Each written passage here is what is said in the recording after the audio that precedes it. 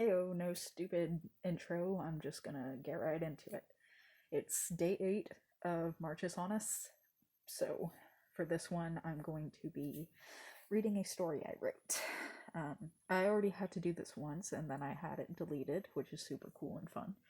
So, I've already been through all the bullshit, so I know what to cut out, and so the video will be significantly shorter. You're welcome. The reason that this is an act of confidence is because it's about my OCs, my Hero Academia OCs, which I mentioned in the previous video. So that's wild, and I don't, because you won't understand a thing of what's going on, which sucks, but I already decided that my video for tomorrow is going to be me going over the story and explaining the things that wouldn't be understandable without context. The reason that this is an act of confidence is because I don't like talking about my OCs to people, and I especially don't like reading my stories, because they always get like this lost, confused look on their face. They don't really care, even whenever I try to explain it to them, and they always try to change the subject. And it's something that I really care about, so that doesn't feel too awesome.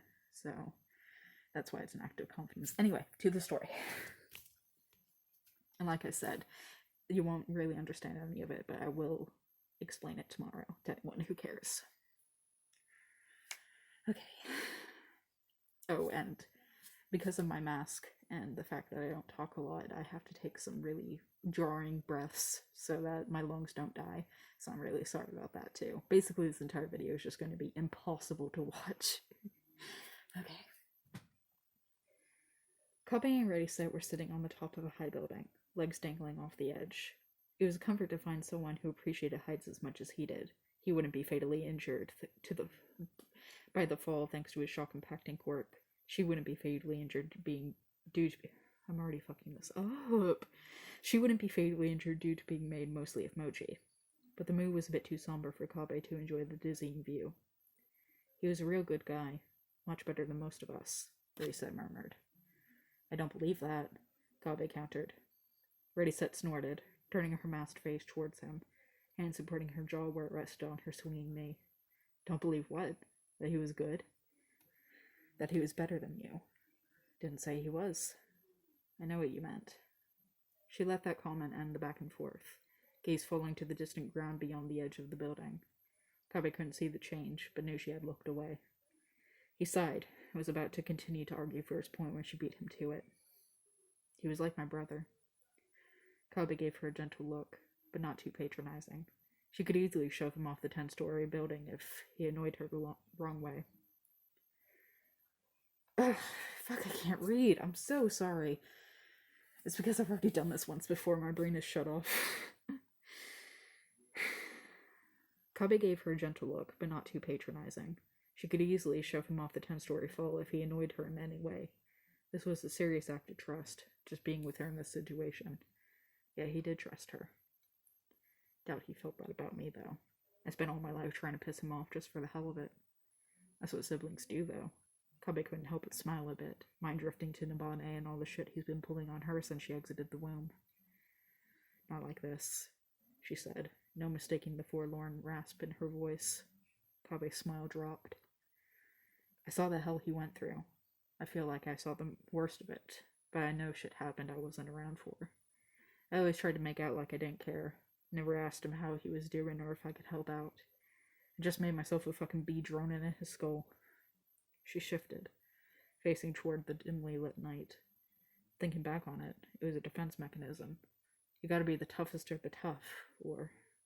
Her paper-white hand drifted to her mask, fingertips brushing its surface. Kabe's heartstrings were tugged, knowing what was coming next. Or you could be the one facing hell. Shifting closer to her, out of habit to be physically near someone he was comforting, Kabe tilted his head to try and get her to turn to him. She didn't. You shouldn't blame yourself for that, Seti. You were in a fucking shitty environment, surrounded by abusers and groomers. You were born into it. What's important is you're getting out now. Hell, you're putting a stop to it. This ain't about me, Yeoman. Kabe frowned, not understanding. Sighing, Ready-Set finally faced him. The blank smile of her mask, a stark contrast to the unhidden misery in her voice. It's about my boy, dying in the worst way possible. Just a fucking perfect end to the shitty fucking life he didn't deserve it to suffer for real. Kobe leaped forward to wrap her in a hug the moment he heard her voice crack. With surprisingly little hesitation, she held him back, body convulsing with sudden and heavy sobs. Kabe had never experienced ready-set crying, but it was similar to every other emotion she expressed. Extreme, spontaneous, and yet somehow still like she was restraining herself. For her own pride, or, as she said before, from her instinctual defense mechanism against appearing weak.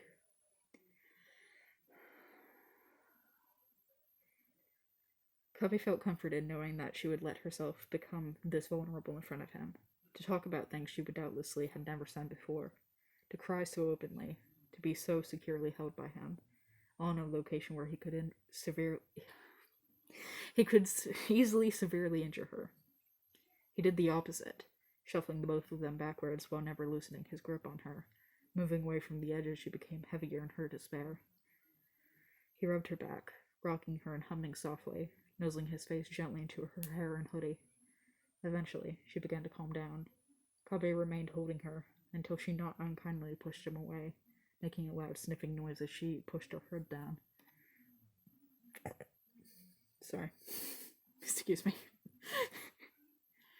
God, she croaked, deep voice even lower thanks to her vocal display of passion. Kabe tried to not physically react when she slid her mask up, pulling the rubber wire off of it after it, and placed it beside her. She lifted her arm and messily wiped her face on her coat sleeve. Damn thing just gets that all of my nasty shit all over my face. Kabe smiled a little. As from personal experience, I cry a lot in this thing and it just spreads it everywhere. I know it's useless to cry over shit that's already done. It's not, Kabe argued.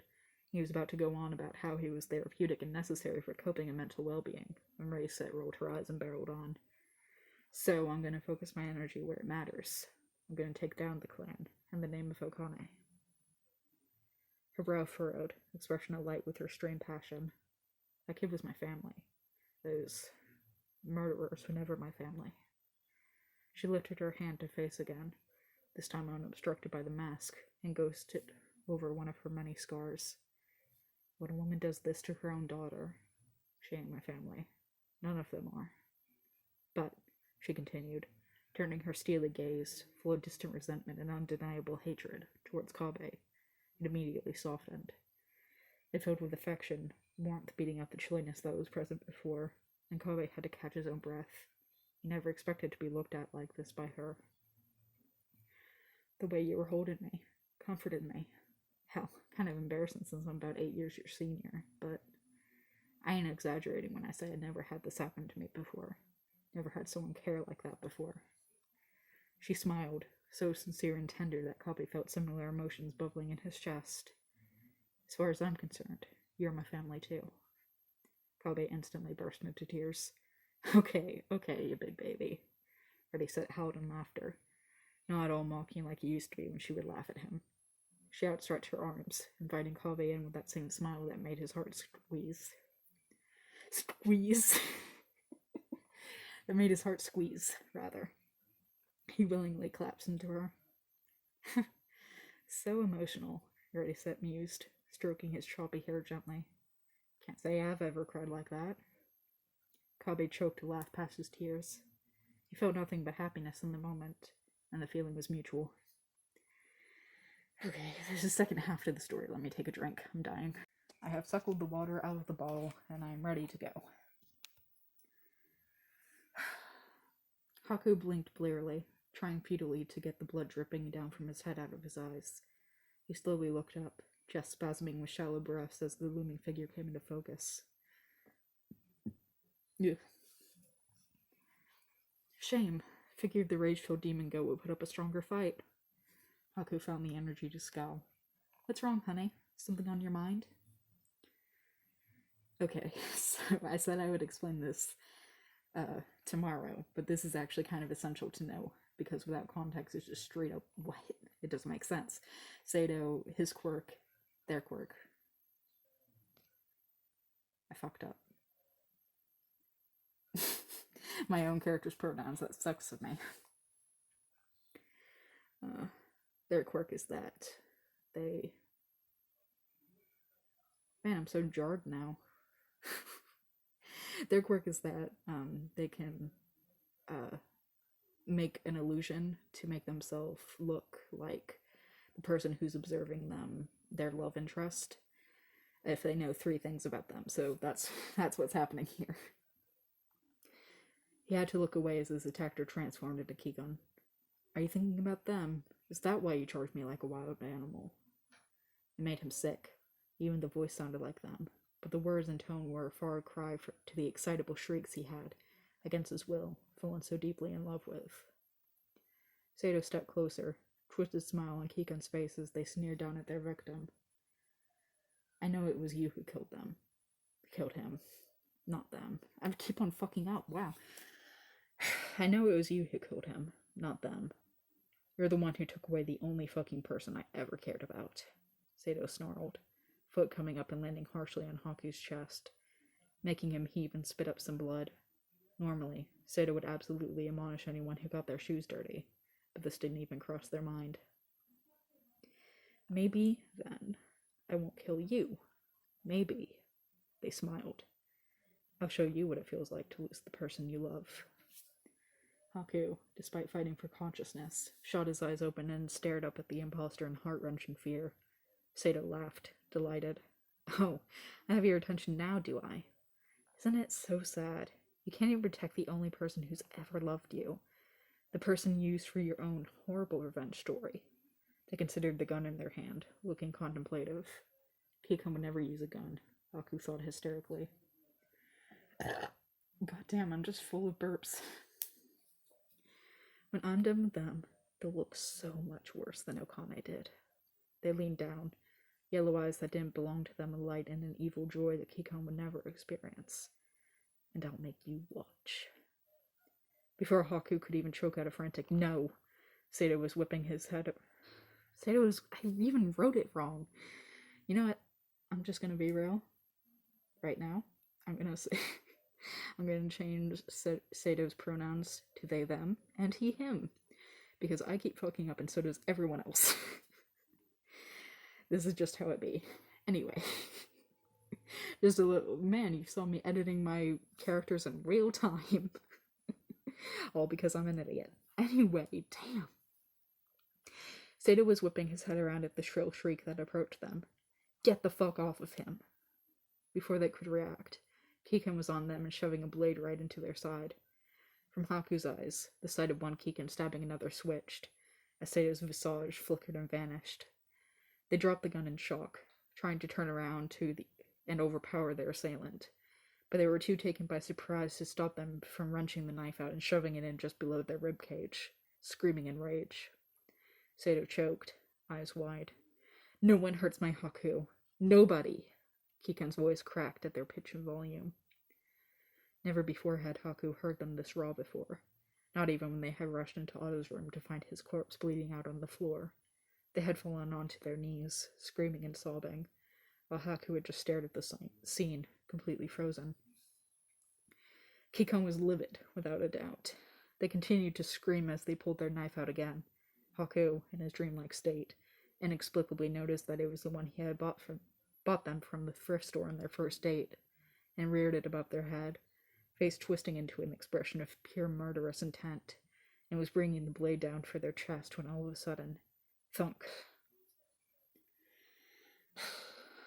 Both Haku and Keegan stared, unable to process what had happened. Ready Set stood there, hoisting her now blood-stained mochi mallet onto her shoulder, looking down at Sato's comatose form on the ground. Keegan still had their knife at the ready as they blinked, trying to catch up, before looking up at Ready Set. Sorry, kiddo. Can't let you snuff them out, I'm afraid. Keegan was slowly lowering their blade, expression clearly showing the buffering still going on in their head. Why not? They questioned, sounding as confused as they felt. Ready Set snorted behind her mask. I know they're a piece of shit, but they're still my family. She bent down and grabbed Sato's limp wrist, silent for a moment, before nodding and holding them up with some struggle. They were a lot bigger than she was. Cool, still alive. Afraid I swung a bit too hard for a moment. She grunted, managing to get her to get their arm over her shoulder. Her hands weren't free, but she didn't mind dragging their body on the ground. Serves them right. Wouldn't exactly be too thrilled if you killed more of my family.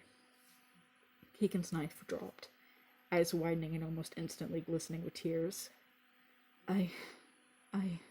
They stuttered, mine still falling behind. No worries, kid. You didn't know. Just for the record. She turned towards them, smiling mask hiding whatever expression she was making. I don't blame you. None of us do. She briefly thought of the clan, including Sato, who were hell-bent on seeing them burn for their actions, and snorted. Well, none of us who matter blame you. You're just another victim of the system, really. Just like the rest of us. She jerked her head to Sato, hanging limply at her side. Just like them, really. You're protecting your own. I won't fault you for that. Keegan was at a loss for words, mouth opening and closing as they tried to express the 1,000 things they were thinking and feeling, to no avail. Radisa turned towards Haku. Speaking of, you might want to call someone to get him stabilized. One of the nurses, maybe. Ah! Keegan uttered, swinging around to see Haku had lost consciousness, blood running from his face and matting his fur. They ran over and slid beside him, grabbing him and cradling him close. Jesus Christ, I'm so sorry. And again, I'm so sorry. Looking around frantically, they were infinitely relieved to see Lifeline prowling around the shadows of a building, a block or so away. Their voice could absolutely carry that far. Lifeline! They shrieked, seeing her distant figure whip around to face them. Help! I can't yell. My parents are in the other room. Instantly she was closing in, nearly stumbling in her haste to rush over to them. Keegan looked back to where Radisa had been. I wrote has been here. But she was no longer there. There was a messy trail of blood, leading to around the corner of the building they were leaning on, showing where she had dragged Sato. But there was no time to check out... Shut up. But there was no time to check if she was still around, as Lifeline was sliding to a stop and falling to her knees beside Haku. Where's the wound? She asked, winded. And Keegan pushed Haku's hair to the side to show the gash next to his horns, where Sato had bashed him against a wall. Radisa drifted out of their mind momentarily, watching Lifeline bare her fangs and lean down to sink them into Haku's injury. The end. I'm so out of breath. And I really have to use the bathroom. Oh, look, there's my mirror. Where am I? Can you see me? Oh, stupid. Anyway. So I have to end it now because I really have to use the bathroom. Goodbye. Memento Mori. Unus Annus. I'll see you tomorrow.